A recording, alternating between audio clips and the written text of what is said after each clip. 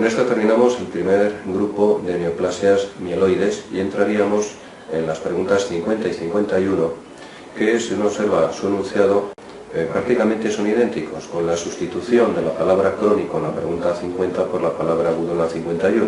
Síndromes mieloproliferativos crónicos, síndromes mieloproliferativos agudos. Por pura lógica, si una neoplasia, es decir, un clon mieloide que tiene displasia, recibe el nombre de mielodisplasia, síndrome mielodisplásico, un clon mieloide muy proliferativo ocasionará un tumor que podremos llamar síndrome mieloproliferativo. Hasta aquí todo lógico, que es lo que expone el comienzo del siguiente esquema, pero habría que aclarar que de este tronco salen dos ramas, la pregunta 50, los síndromes mieloproliferativos crónicos, la pregunta 51, síndromes mieloproliferativos agudos. El término crónico para estas enfermedades que vamos a estudiar es clínicamente correcto, puesto que se trata de enfermedades las más de las veces no curables, pero que permiten al paciente vivir largo tiempo, años. Por eso tienen una evolución crónica. El término agudo para el otro grupo de neoplasias es clínicamente incorrecto, puesto que no se trata de una enfermedad aguda en el sentido clínico de la palabra, sino rápidamente progresiva. Por otra parte, cuando abrimos ese saco de los síndromes mieloproliferativos agudos, descubrimos que todas las enfermedades tienen tres nombres que son idénticos, lo que varían es en el cuarto nombre. Estos tres nombres idénticos son LAM, leucemia aguda mieloide, y como esto nos deja más claro de qué estamos hablando, preferimos este nombre al de síndrome mieloproliferativo agudo, aunque son equivalentes. Por otra parte, cuando vamos al otro bloque, abrimos el saco de síndromes mieloproliferativos crónicos, solo hay una entidad que reciba el nombre de leucemia, la leucemia mieloide crónica. El otro grupo de neoplasias que pregunta el MIR, los mieloproliferativos crónicos clásicos, ninguno se llama leucemia, serían policitemia vera, trombocitosis esencial, mielofibrosis primaria o con metaplasia mieloide, y por eso, como no todos se llaman leucemia, conservamos el nombre del grupo síndrome mieloproliferativo crónico. Luego este esquema nos advierte de los otros dos bloques de neoplasias mieloides que el MIR pregunta. Decíamos que había tres, las mielodisplasias ya estudiadas, los mieloproliferativos crónicos y las leucemias agudas mieloides. ¿Cómo sería un esquema general de mieloproliferativos crónicos? Y con ello contestaríamos la pregunta 50. Pues es evidente que este clon muy proliferativo dará lugar a una gran cantidad de células mieloides en médula, pero que va a conservar su maduración. Los mieloproliferativos crónicos son clones tumorales que son capaces de madurar en sus células. Y por lo tanto vamos a encontrar gran cantidad de células maduras en sangre periférica.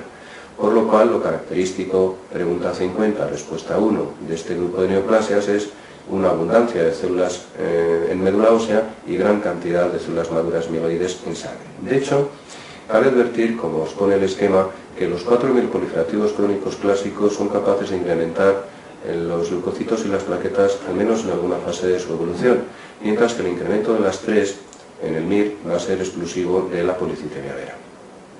Si ahora a su vez confrontamos la única enfermedad del grupo que se llama leucemia, la mieloide crónica, con otras leucemias de apellido crónico que aparecen en el desglose, fundamentalmente con la linfática crónica, que es la otra importante, pero también con una tercera de menor importancia en el MIR, que es la leucemia mielomonocítica crónica, advertiremos, como pone el esquema, que además de tener el nombre leucemia y el apellido crónica en común, tienen también el mismo esquema general. Son neoplasias medulares que producen mucha célula madura. En el caso de la mieloide crónica, fundamentalmente neutrófilos; en el caso de la linfática crónica, específicamente linfocitos; en el caso de la mielomonocítica crónica, fundamentalmente monocitos. Pero estas poblaciones, neutrófilos, linfocitos, monocitos, obviamente son leucocitos, y por lo tanto estas leucemias crónicas todas generan leucocitosis, lo que permite contestar la pregunta 55. Puesto que si entendemos que una leucemia crónica siempre cursa con leucocitosis sanguínea, entenderemos que este hemograma, que no solo no tiene leucocitosis, sino que tiene leucopenia, no puede corresponder a una leucemia crónica. Vayamos ahora al esquema general de los mieloproliferativos agudos, leucemias agudas mieloides. Vamos a hacer algo más que mirar las leucemias agudas mieloides, y es hacer un esquema unificado de todas las leucemias agudas, puesto que en ciertos aspectos leucemias agudas mieloides y linfoides comparten caracteres. Por eso nuestro esquema va a ser ARAMOS, leucemias agudas mielo y linfo. Aquí estamos ante un tumor muy proliferativo, rápidamente progresivo, pero donde las células tumorales no son capaces de madurar, se quedan por tanto en estado de blasto. Como os pone el esquema, la médula ósea de estos pacientes va a estar constituida en esencia por un tejido hematopoyético normal y un clon tumoral, que en este caso van a ser blastos malignos, que rápidamente están proliferando y que por tanto generan un descenso progresivo de la celularidad normal y por tanto un fallo medular hematopoyético y por tanto citopenias de células maduras, anemia, neutropenia, trombocitopenia, cosa que no responde a la pregunta 51, puesto que la respuesta que mejor define una leucemia aguda sería obviamente la tercera, aumento de blastos en médula ósea y descenso de células maduras por el fallo medular en sangre periférica. Bien, si ahora valoramos la cuestión blastos y como expone el esquema, separamos dos preguntas, una dedicada a médula y otra dedicada a sangre, el porcentaje de blastos en médula ósea que debe tener una leucemia aguda en médula ósea según los criterios actuales de la OMS sería al menos un 20%. Pero si trasladamos esta pregunta a la sangre, el porcentaje de blastos de una leucemia aguda en el hemograma es completamente variable y de hecho puede no haber ninguno. Y por eso entonces hablamos de leucemias aleucémicas. Puede haber pocos blastos y hablamos de leucemias oligoblásticas. Y de ahí podemos encontrar en adelante cualquier porcentaje hasta un hipotético 100%. Por eso, a la pregunta de ¿y qué porcentaje de blastos tiene la sangre en leucemias agudas? La respuesta sería entre 0 y 100%, todo es posible.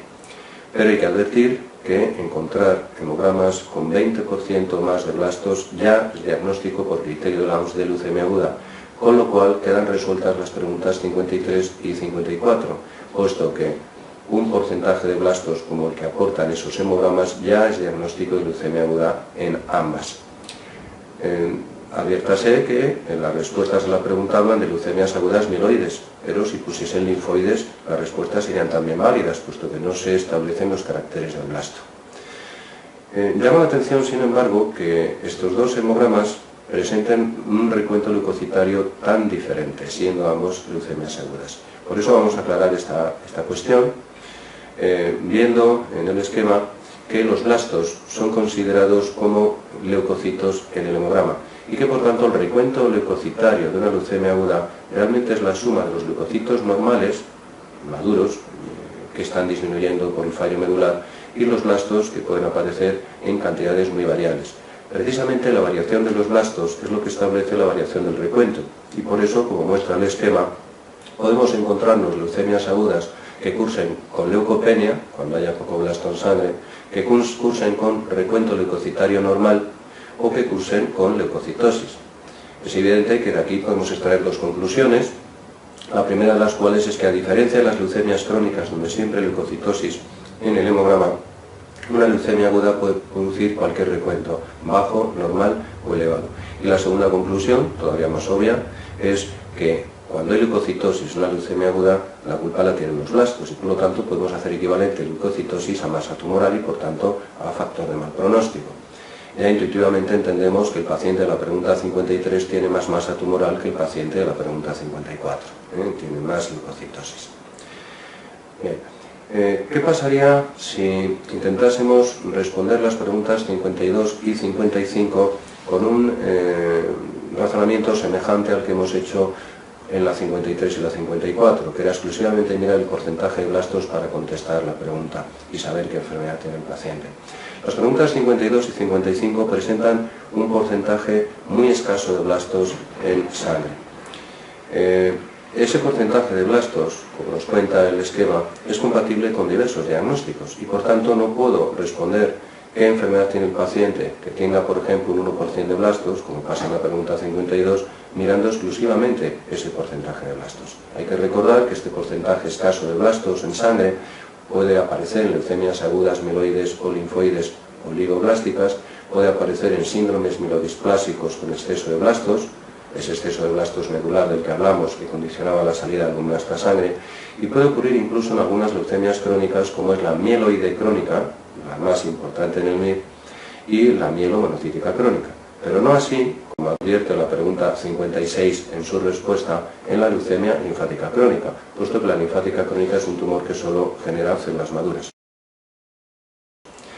Vamos con la leucemia mieloide crónica. El hemograma de la leucemia mieloide crónica, muy preguntado en el MIR, ¿por qué tiene blastos siendo como es la enfermedad un mieloproliferativo crónico y por tanto es un proceso que debiera generar células maduras? Bueno, de hecho lo hace, es decir, que si advertimos, el hemograma de la mieloide crónica tiene una enorme cantidad de leucocitos mieloides maduros, en su esencia neutrófilos, aunque también incremento de eosinófilos y de basófilos, pero la peculiaridad de este hemograma, de esta enfermedad, es que tiene acompañando a esta gran masa de neutrófilos sanguíneas otros leucocitos inmaduros, del estilo de callados, mielocitos, metamielocitos e incluso algún blasto. Este hemograma, en el que se expone en la sangre los diversos estadios madurativos de la serie blanca mieloide, desde el blasto hasta el neutrófilo, pasando por diversas formas intermedias, es un hemograma característico de mieloide crónica y muy frecuentemente preguntado en AMIR. Por eso hay que estar atento y responder correctamente, y no por el hecho de ver blastos en sangre considerar que es una leucemia aguda. Bueno, con estas consideraciones regresemos a la pregunta 55. Si yo quisiese saber por el porcentaje de blastos que tiene este paciente, diríamos obviamente que ese porcentaje es compatible con cualquiera de las enfermedades representadas en el esquema. Luego yo he de mirar otras informaciones. La información que se aporta es el recuento. Es obvio que un recuento bajo hace incompatible el diagnóstico de leucemia crónica, con lo que ya habíamos contestado previamente esta pregunta. Pero un recuento bajo, leucopenia, puede darse tanto en leucemias agudas como en displasias. Por eso cabe advertir que este hemograma, a diferencia de los dos anteriores, no es diagnóstico, y por eso la pregunta que se hace aquí, en este caso clínico, no es qué enfermedad tiene el paciente, cosa que no puedo saber todavía, sino qué enfermedad no tiene. Para saber si esto es una displasia o una leucemia aguda, debería tener otros datos, por ejemplo, por recordar uno, el porcentaje medular de blastos. Si ese porcentaje medular es del 20 para arriba, diremos que este hemograma corresponde a leucemia aguda, y si este porcentaje es de menos del 20%, diremos que es una displasia con exceso de blastos, pero el hemograma sería idéntico en las dos patologías. Trabajando de igual manera la pregunta 52, si queremos saber qué es un 1% de blastos en sangre, no tenemos respuesta. Este esquema dice que cualquiera de las respuestas del esquema podría ser la respuesta de la pregunta. Luego, considerando la otra información, 150.000 leucocitos, eliminamos las posibilidades de mielodisplasias que cursan con leucopenia. Pero, como las leucemias agudas y las leucemias crónicas tienen leucocitosis, si no trabajamos conjuntamente la una información del hemograma, podríamos deducir que este paciente tiene algo que tampoco es diagnóstico como el paciente anterior. Quiero decir, si miramos solo el porcentaje de blastos, esto es compatible con leucemia aguda oligoblástica o con leucemia crónica. Si miramos solo el recuento leucocitario, es compatible con leucemia aguda o con leucemia crónica. Pero al mirar las dos informaciones es obvio que este hemograma es diagnóstico de mieloide crónica, puesto que hemos llegado a la conclusión que una leucemia aguda, cuando tiene leucocitosis, es por masa de blastos, y esto no está ocurriendo aquí. Es decir, este hemograma es incompatible con una leucemia aguda. Después de estas consideraciones generales sobre mieloproliferativos y leucemias agudas, vamos a empezar a detallar enfermedades concretas. En el caso de las poliglobulias, es evidente que no toda poliglobulia es una policitemia vera. De hecho, el esquema empieza considerando tres posibilidades: una poliglobulia falsa o una poliglobulia real, y dentro de ellas las poliglobulias clonales y las reactivas. Poliglobulia falsa es aquella que no tiene incremento de masa eritrocitaria. Con las poliglobulias reales, la clonal, la única interesante de cara al MIR, sería la policitemia vera. Las reactivas o secundarias, mucho más frecuentes en la práctica habitual, son secundarias, como su nombre indica, a un estímulo que hace que la médula genere más glóbulos rojos. El estímulo habitual es la eritropoyetina, ahí está en la mayor parte de los pacientes, aunque hay que recordar un estímulo que son los andrógenos, ya he preguntado en el MIR.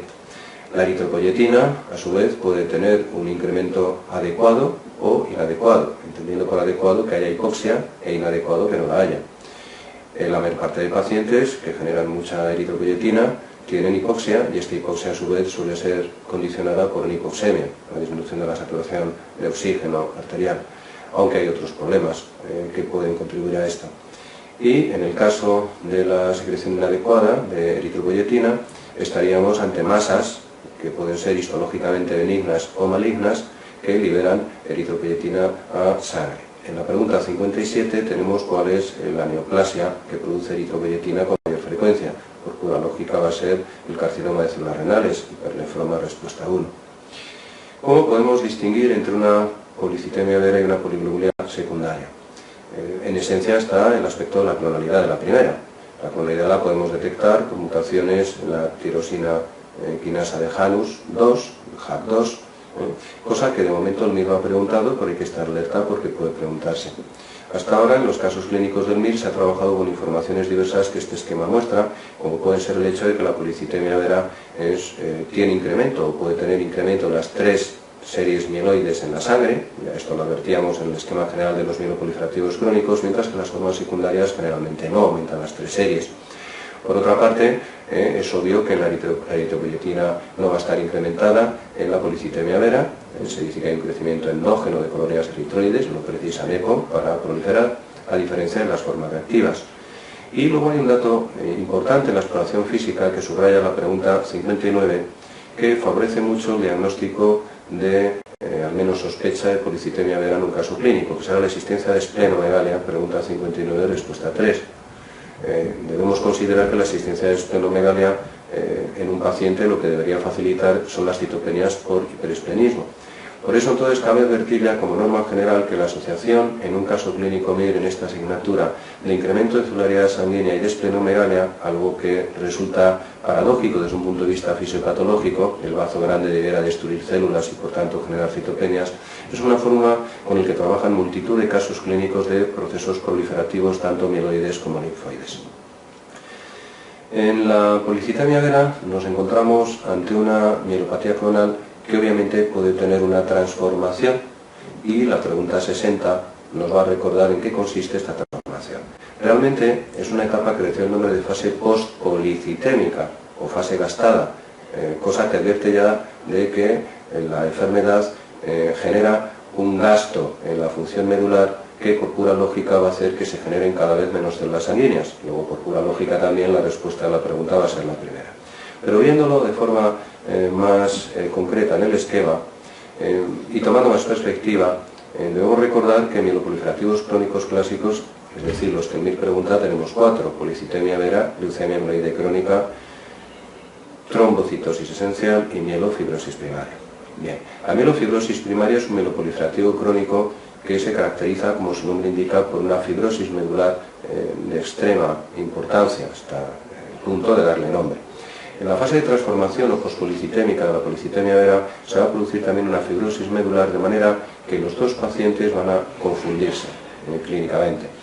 El esquema muestra que la médula se va fibrosando, lo que va reduciendo la cantidad de tejido hematopoyético, generando un descenso progresivo de células sanguíneas en el hemograma, y luego, por otra parte, esta ruptura de la arquitectura medular por la fibrosis genera datos típicos de mieloptisis en sangre, cosa que ya conocemos por el tema correspondiente, presencia de dacriocitos y reacción leucoritroblástica, células inmaduras rojas y blancas en sangre. La mielofibrosis primaria, también llamada con metaplasia mieloide, debe estos dos últimos nombres, metaplasia mieloide, al hecho de que también se está produciendo tejido mieloide fuera de la médula, principalmente en el bazo, que crece desmesuradamente, y en menor cuantía en el hígado, que crece con menor intensidad. De manera que el paciente que está en fase de transformación de policitemia vera, el paciente que tiene mielofibrosis con metaplasia mieloide, tiene los mismos datos los que aparecen en la pizarra.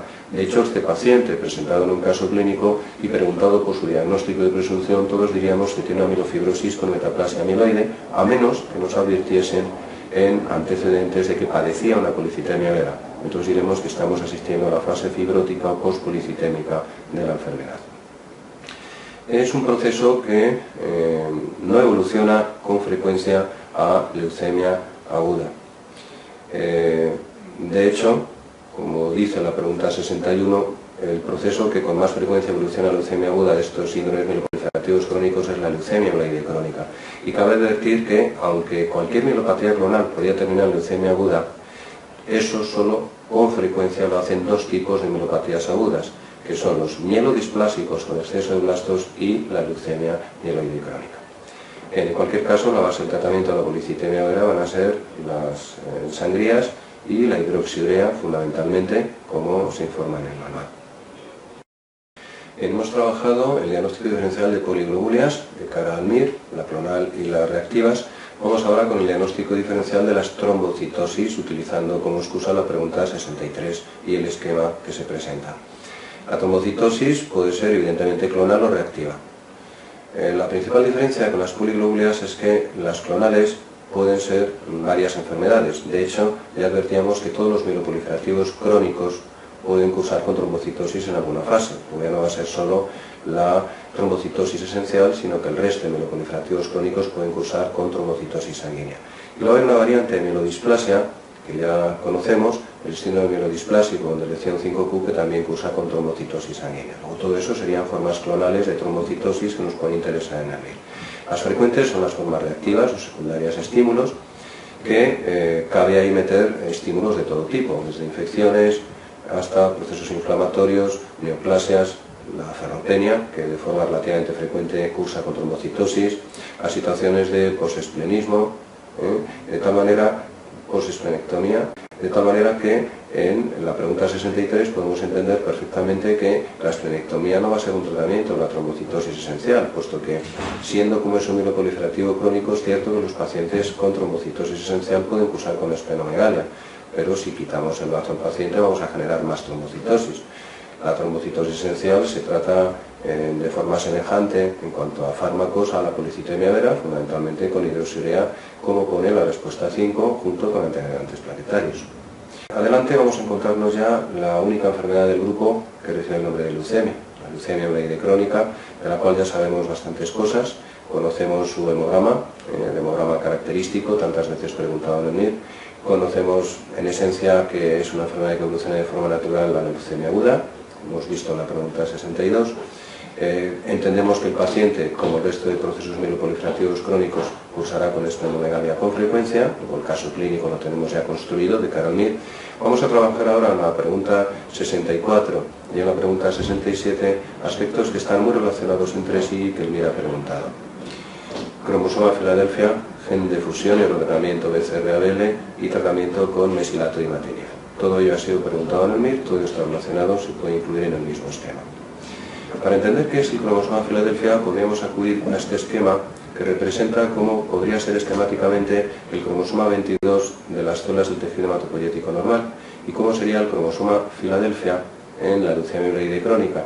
Las células del clon tumoral de la leucemia mieloide crónica Filadelfia positiva, que es lo que ocurre aproximadamente en el 95% de los casos de mieloide crónica, tienen un cromosoma 22 que claramente es diferente del normal. Se aprecia que falta un trozo de material genético. Bien, aproximadamente en el 5% de los casos de mieloide crónica no hay cromosoma Filadelfia. Esto quiere decir que el cromosoma 22 de las células clonales, visto al microscopio, no presenta ninguna anomalía morfológica, de tal manera que nos vamos a encontrar con una enfermedad donde no hay cromosoma Filadelfia, pero cuidado, esto no quiere decir que no tenga alteraciones en las composiciones de genes este cromosoma, puesto que en las dos circunstancias, sea con cromosoma Filadelfia o sin él, en la mieloide crónica ha habido una translocación de material genético con el cromosoma 9 y por lo tanto ha habido la fusión de material genético de cromosoma 9 con el cromosoma 22, como este esquema muestra, el gen BCR-ABL, cuyo producto, la proteína 210, es la principal culpable de la malización celular, puesto que, sintetizando, se puede decir que es la que dota de capacidad proliferativa a la célula, proliferación indiscriminada, al mismo tiempo que inhibe su muerte celular programada, su apoptosis. Por eso, en esencia, el culpable de la enfermedad, más que en sí el cromosoma de Filadelfia, es el ordenamiento genético que da lugar al producto de fusión que podemos a su vez inhibir por el mesilato imatinib, que sería el fármaco de referencia, el fármaco de primera línea de la enfermedad, aun sabiendo que no es un fármaco curativo. En la pregunta 64 se está trabajando con alguno de estos aspectos. La enfermedad parte de una fase crónica, que es la que me pregunta. Hay que advertir que la fase acelerada y la fase blástica no han sido preguntadas en el examen, pero esa fase blástica final pertenece a la misma enfermedad, es decir, la mieloide crónica, y por tanto respuesta 4 se entiende que no tenga por qué desaparecer el cromosoma Filadelfia, puesto que son fases de la misma enfermedad. La pregunta 67 llama la atención de aspectos relacionados con el tratamiento, con el mesilato imatinib, fármaco que no es curativo. A pesar de que es el tratamiento de primera línea, el fármaco de elección no es un fármaco curativo. Para el tratamiento curativo deberíamos acudir al tratamiento clásico, es decir, el allotrasplante de progenitores hematopoyéticos, que generalmente no suele ser en la mayor parte de los pacientes un tratamiento de primera línea.